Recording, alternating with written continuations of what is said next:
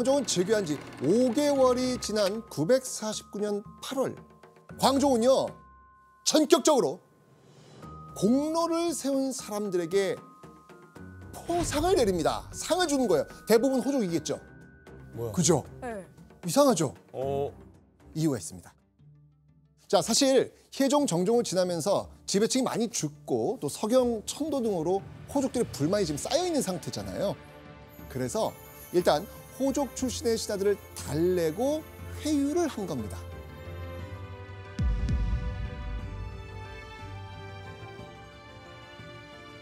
아까 호족들도 긴장하고 있을 거 아니에요. 혹시 이번 바뀐 왕소가 우리한테 어떻게 하면 어떡하지? 막 이런 느낌으로. 근데 약간 긴장을 완화시켜주는 거죠. 괜찮아? 맞습니다. 광종은 항상 다음 수를 위해서 이 수를 두는 사람이에요. 잘 보세요. 자, 그리고 이어서 시행한 건요. 지방 주와 현에서 해마다 중앙에 바칠 곡물의 액수를 픽스, 정하도록 하는 겁니다. 당시 지방에서는요.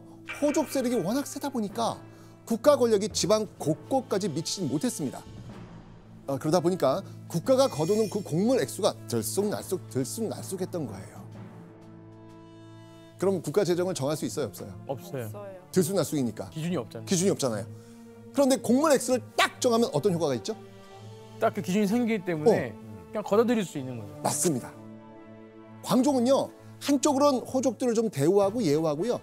한쪽으로는 호족들을 약간 통제해서 국가에 필요한 걸 챙긴 겁니다.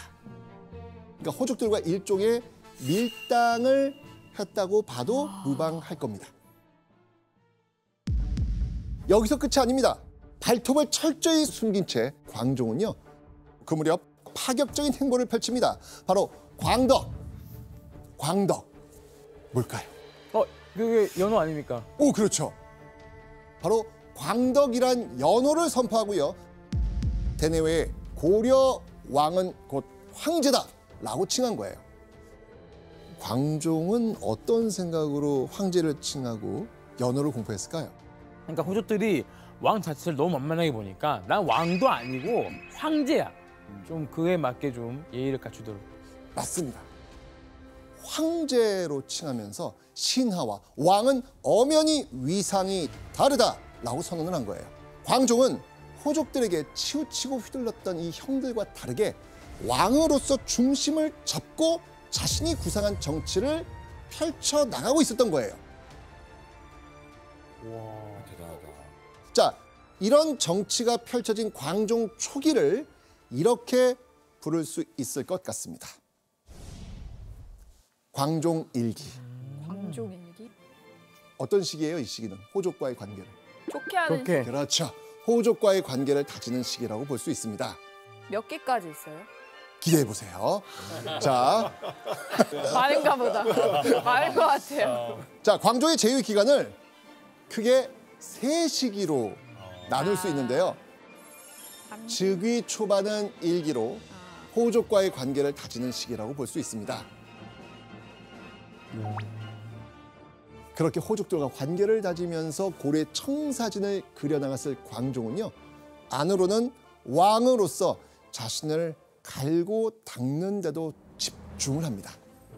그러니까 좋은 왕이란 무엇일까 고민했겠죠. 그런 광종이 이때 한 일이 있었습니다. 정관정요. 제왕의 덕을 쌓고 수양하기 위해 만들어진 책. 바로 이 정관정요를 읽은 겁니다. 근데 고려뿐만이 아니고 이게 동아시아에서 아주 유명했던 정치가들은 누구나 탐독하던 그런 정치 지침서였죠. 이 정관이 중국의 당태종 아시죠? 그 당태종이 사용하던 연호가 정관이에요. 특히 왕으로 볼 때는 어떤 왕이 돼야 되는지 그 제왕학을 가르쳐주는 교과서. 그러니까 요즘 말로 하면 리더십 책이라고 보면 되겠죠. 리더십 책 이해했습니다. 네.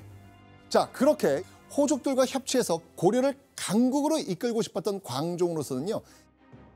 요 시기에 정관정요를 들고 다니면서 틈날 때마다 읽었다고 합니다. 이 책이 길을 알려주는 것 같았던 겁니다. 게다가요, 광종의 신하이자 유학자인 최승로는요. 최승로. 예. 이 최승로가 이 시기를 이렇게 평가합니다. 광종의 처음 8년간의 다스림은 3대 견줄만 하다. 여기서 이 3대는요, 중국 최고의 태평성대 시기였던 하은주, 그 시기를 의미합니다. 그 3대의 정치에 버금갈 만큼 광조의 정치가 훌륭했다는 겁니다. 유학자들이 이렇게 만점 별점 안 쳐요. 예, 굉장히 비판적이거든요. 조선시대에 세종대왕이 있다면 고려에는 광종 이렇게 봐도 될 정도. 진짜 잘했나 보다. 네. 근데 그만큼 제일 집중이 되는 거는 처음 8년간의 그러니까 그 말이 말이- 씨가 있어. 역시 그 말이에요. 8년간의 맞습니다. 자, 보세요.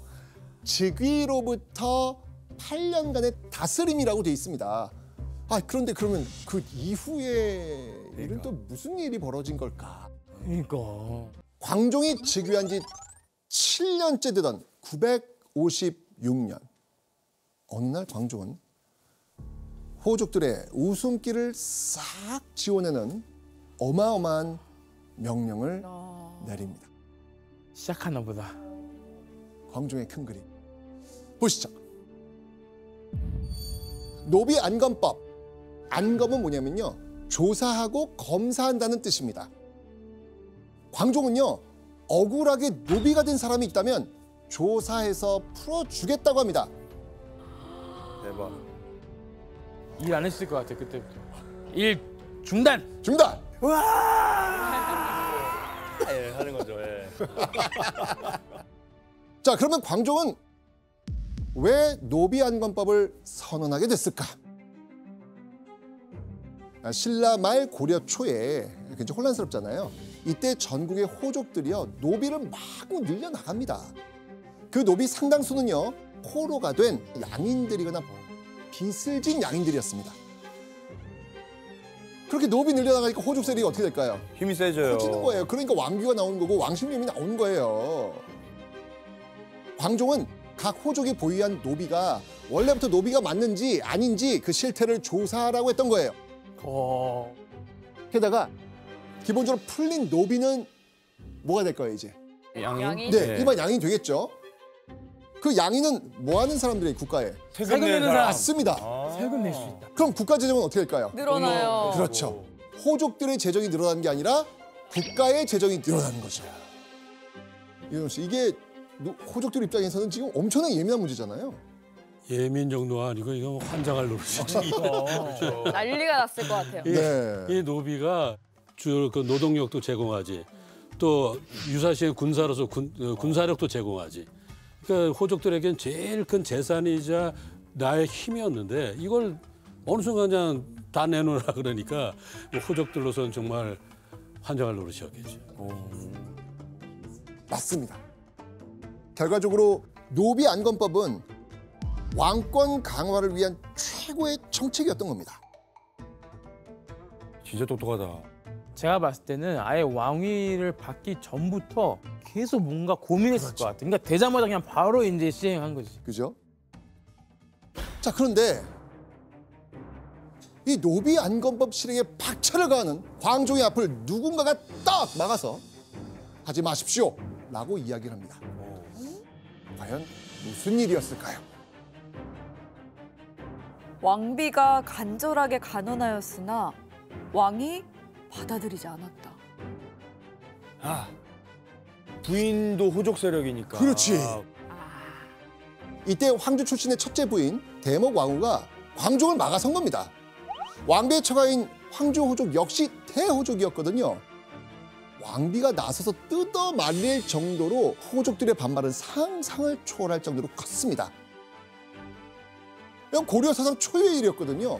개국 이래 이렇게 강력하게 호족의 재산을 직접적으로 건드린 왕이 없었어요. 그러네. 하지만 광종은 꼼짝하지 않습니다. 왜? 그게 옳다고 생각하고 밀어붙였기 때문입니다. 교수님, 이때 광종은 호족하고 부딪히는데도 밀어붙이네요? 예, 광종은 처음부터 호족 세력을 약화시키려는 계획이 있었다고 생각이 됩니다. 광종 초반에 7년 동안 광종이 왕권을 다졌던 것도 호족들의 마음을 달래면서 이런 일을 준비한 것이라고 볼 수 있는 거예요.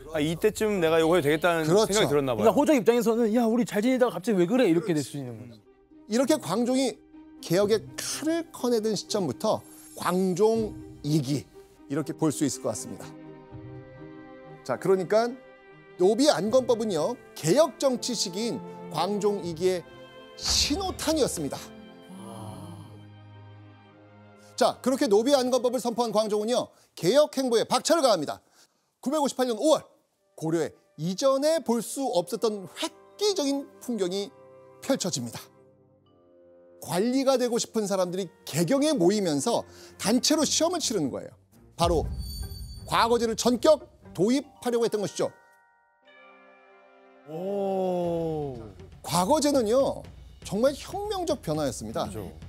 이날 이후 고려를 거쳐 조선 1894년 갑오개혁 때 폐지되기까지 무려 1000년 가까이 유지된 제도, 한국사 최초의 과거제가 바로 이때부터 시작이 되는 겁니다. 진짜. 자, 그렇다면 호족 사회는 어땠을까요?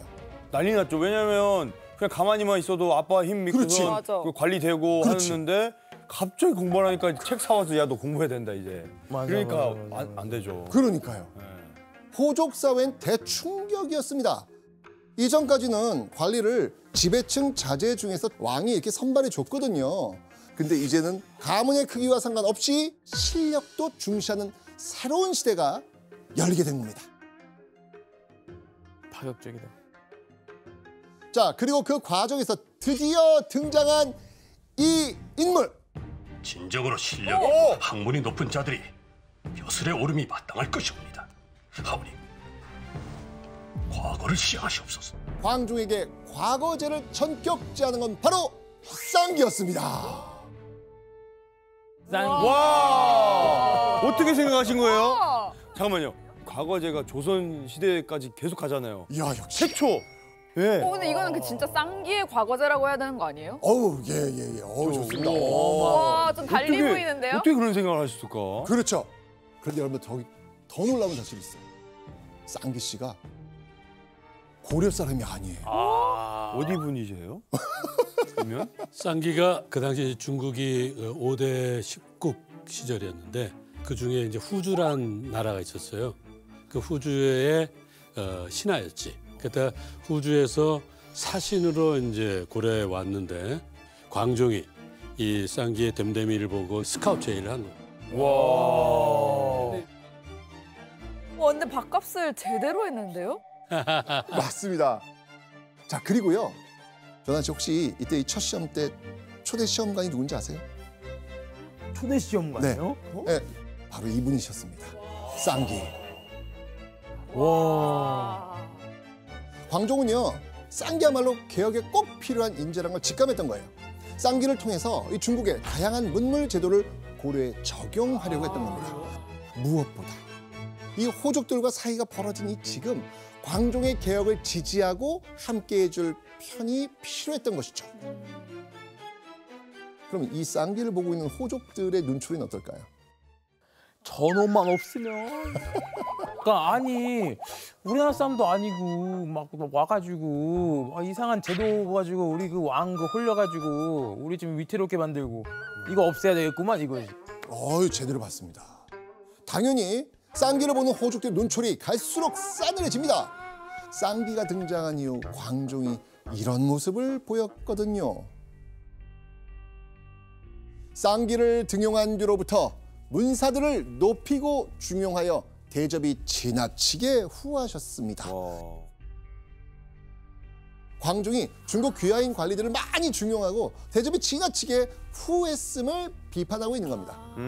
뭐 구체적으로는 재능이 없는데도 등용되고 1년도 안 돼서 재상이 된 경우도 있었습니다. 아 그래요? 그건 싼 게 잘못된 예인데. 게다가 광종이 중국 귀하인들에게 해준 것 때문에 이 고려인 신하들에게 분노가 하늘을 찌르게 됩니다. 아. 여기서 문제 저는 지금 벌써 예. 보시죠. 자, 광종이 중국 귀하인들에게 어떻게 해줬을까요? 정답. 이쯤에서는 사실 저한테 좀 특화된 질문일 것 같아요. 그러니까 딱 왔어요. 한국에 딱 처음 왔는데 어차피 적응을 해야 될 거 아니에요. 좀 적응을 빠르게 할 수 있는 한국문화센터. 고려문화센터. 네, 고려문화센터. 고려문화센터를 만들어줘요. 조나단 오답. 진짜 우리 조나단 씨 얘기처럼 제일 절실한 게 뭐예요? 언어. 언어보다 더 급한 거. 정답! 조나단! 조나단. 정답. 지금 조나단 이제 기울져 있습니다. HTX의 쌍기 조나단. 네. 제일 중요한 게 음식이 맞아요. 말고. 오답. 음식보다 중요한 게 있어? 정답. 이게 제일 중요하죠. 뭐야? 보금자리가 제일 중요하죠. 집을 마련해 줍니다. 99% 정도는 왔어요. 저한테 너무 괜찮으신 거 아니에요? 그 앞에 단서가 좀 붙어요. 단서? 제가 아까 힌트 좀 드렸어요. 정답. 네, 정답. 이거는요. 네. 호족들의 집을 뺏어서 중국 귀하인들에게 집을 내어줍니다. 선생님. 98. 정답. 잠깐만요, 선생님. 잠깐만요. 근데 이거 무조건 할 만하다. 그러니까요. 아니, 심지어 광종이 귀하인 신하들을 무대하려고 고려 신하들의 주택을 빼앗아서 주는 거예요. 그래서 고려 신하 중에는요, 거주할 곳을 잃은 사람이 많아집니다. 야. 황당한 상황이 벌어진 거예요, 지금요. 예. 보니까 광종은 확실히 이미 마음이 정해졌어요.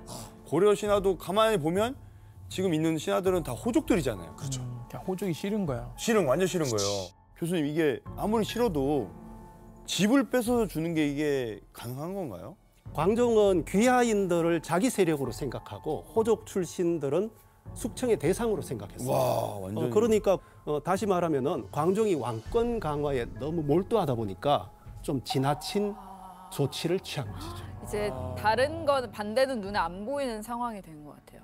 자, 광종 2기의 광종은 1기와 확연히 달랐습니다.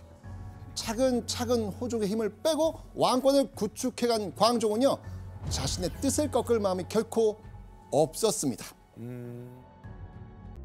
노비 안건법을 선포한 956년 이후에 960년 3월의 어느 날 광종이 이전과는 또 차원이 다른 모습을 보여줍니다.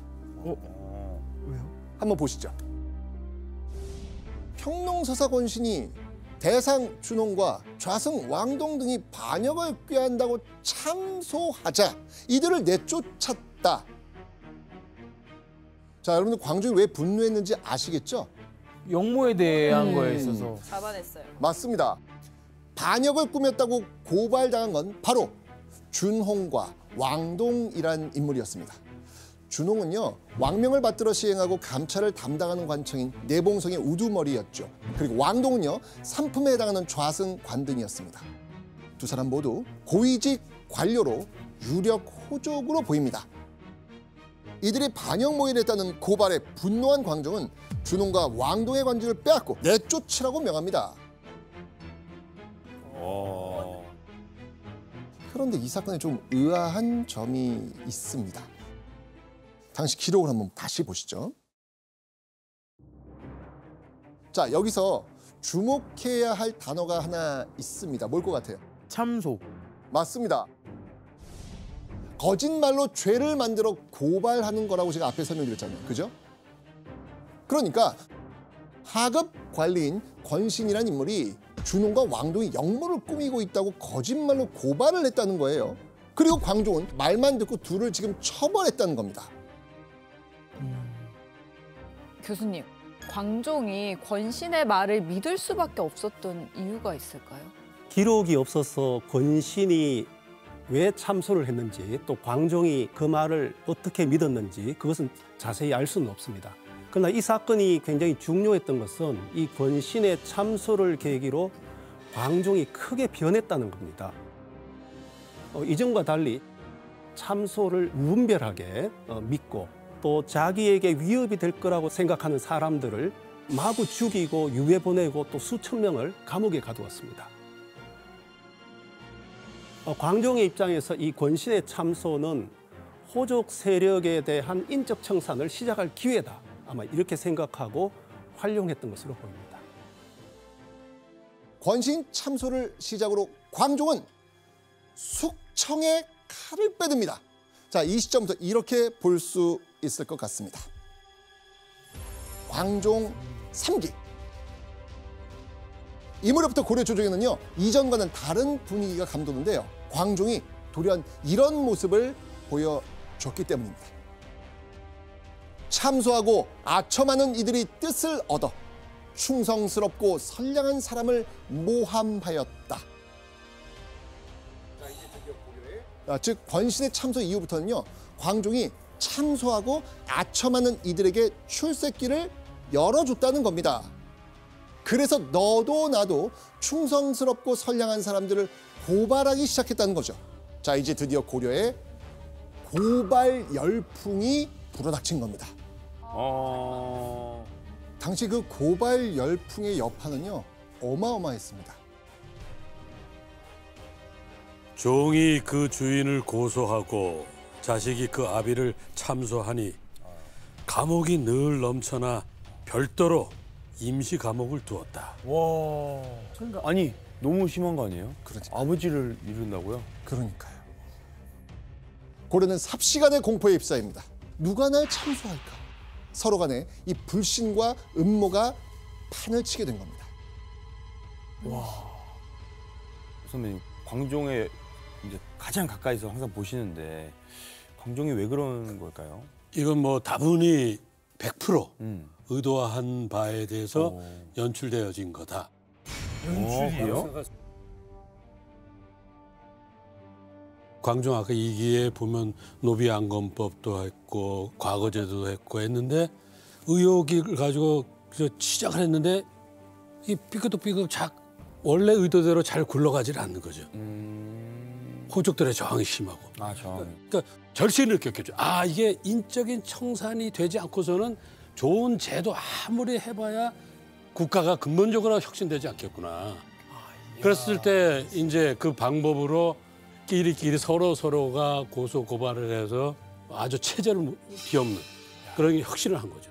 그리고 이게 약간 위에 이제 어쨌든 감옥을 보내야 되는 명분을 만든 거네요. 그렇죠. 아, 연출이었구나. 진짜 네. 무서운 사람인데요, 광종. 광종 정치는 어느덧 공포 정치로 변해 있었습니다. 그것이 왕권을 강화할 수 있는 최선이라고 믿었겠죠. 자, 그렇게 공포의 4년이 흐릅니다. 이 광종의 숙청은 끝날 기미가 보이질 않아요. 계속 되구나. 그러던 964년 8월 또 한 번 고려 조정이 경악을 금치 못합니다. 상상도 못한 인물의 부고가 들려왔기 때문입니다. 대광 박수경이 죽었다. 이현 씨, 이게 사실 이 박수경이 쌍기랑도 인연이 있는 인물이지 않습니까? 그렇죠. 이 태조 왕건을 왕으로 지지해서 고려를 세우고 통일하는 데 큰 공을 세웠고 공신에 올랐지. 그 당시 위세는 뭐 그 누구를 범접할지 못할 위세를 가졌었죠. 맞습니다. 그런 박수경이 돌연 죽은 것도 놀라운데 죽은 이유가 충격적이에요. 왜요? 고위직을 지내던 박수경 아들들에 대한 고발이 들어온 겁니다. 자, 이때 광종은 무슨 생각을 했을까요? 기회다. 기회다, 진짜. 기회다. 박수경을 잡을 수 있는 기회다. 맞습니다. 당시 광종은요, 숙청으로 많은 호족 세력을 처리한 상황이었습니다. 그런데 평주 호족 박수경은 막강한 군사력을 가지고 위세가 얼마나 높았는지 함부로 건드리지를 못하고 있었거든요. 자, 그래서 광종은 빠르게 박수경 아들들을 옥에 쳐넣습니다. 박수경은 결코 아니라고 항변을 하죠. 근데 광종은 들은 채도 않는 거예요. 그렇죠, 안 믿죠. 그러자 박수경이 너무 억울한 나머지 화병으로 죽은 거예요. 화병으로? 이런 박수경 세력의 제거는요, 호족 출신을 청산하려는 광종의 굳은 의지를 상징적으로 보여주는 사건이었습니다. 와, 이게 진짜 광종의 숙청은 정말 포악하고 극렬했습니다. 광종의 이런 광기가 휩쓸고 지나간 자리는 이랬다고 하죠. 역대의 훈신과 노장들이 모두 죽임을 면하지 못하여 사라져갔습니다. 이건 당시 광종을 모신 유학자 최승로가 훗날 광종을 평가한 기록입니다. 광종 3기에 오래된 공신과 장수들이 모두 죽었다는 겁니다. 그 결과 태조 왕건대의 공신이 3,200여 명 정도였는데 광종 사후까지 목숨을 부지한 신하가 겨우 40명이라고 전해집니다. 에? 40이요? 3,500명이었어요? 그럼 이 정도면 그냥 왕권 가는도 아니고 왕 혼자 남겠는데, 이 정도. 물론 나이가 들어서 사망한 사람들도 많았겠죠. 하지만 너무나도 많은 사람들이 광종의 칼에 죽어났다는 의미입니다. 여러분, 우리가 여행 시작하면서 봤던 그 복수법 기억나세요? 복수법? 이제 이해가 되시죠? 이 완전 이해가 됩니다. 이제 이런 배경이 있으니까 그런 전무후무한 법이 생겨났던 겁니다. 교수님은 광종의 말년을 어떻게 보시나요? 광종은 호족에 대한 청산을 하면서 정말 독재 정치를 한 거죠. 폭군처럼 행동했습니다. 하지만 광종은 왕권 강화와 호족 숙청이라고 하는 것을 해냄으로써 고려 국가가 발전할 수 있는 초석을 놓았습니다. 광종을 개혁 군주로 보든 또는 폭군으로 보든 이 광종이란 인물은 정말 시대적 과제를 어떻게 하면 해결할 수 있을까를 깊이 고민했던 인물이라고 하는 것은 틀림없는 것 같습니다. 그런데 여기서 끝이 아닙니다. 광종이 아주 가까운 사람들까지 의심하기 시작했거든요. 누군지 보시죠. 흥화군군, 경춘원군, 이들 누굴 것 같습니까? 왕자들. 사촌 애기들. 네, 광종의 조카들이었습니다. 흥화군군은 혜종의 첫째 아들, 경춘원군은 정종의 외아들입니다. 두 조카 조용히 살고 있었어요. 그런데 광종이 이때 가차없이 죽입니다. 아니, 너무 심한 거 아니에요?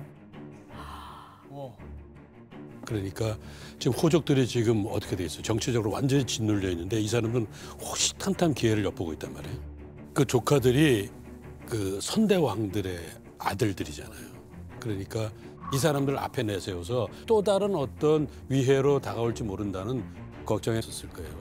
그러니까 뭐 광종으로서도 어쩔 수 없는 정말 자기 손에 피를 묻히고 길을 갈 수밖에 없었겠죠. 뭐. 광종의 광기는 해가 갈수록 심해졌고요. 급기야 965년경 광종은 건드리지 말아야 될 대상까지 건드립니다. 누구지?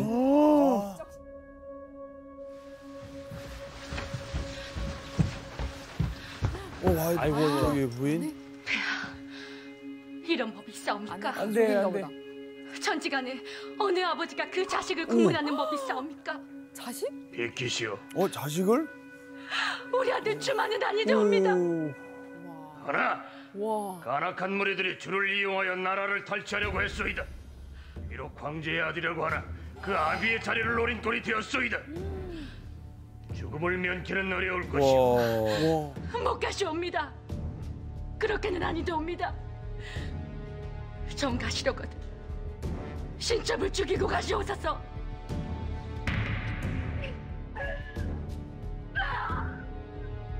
내 아들 주만은 아니되옵니다. 광종 이번 지금 누구를 의심하는 거예요? 아들. 맞습니다. 아무리 아들이라도 광종에겐 경계의 대상일 뿐이었습니다. 다행히 왕주는 대목 왕후의 보호 아래 목숨을 부지하며 살 수는 있었습니다. 하지만 아버지의 눈치를 보며 매일 떨면서 지내야 했겠죠.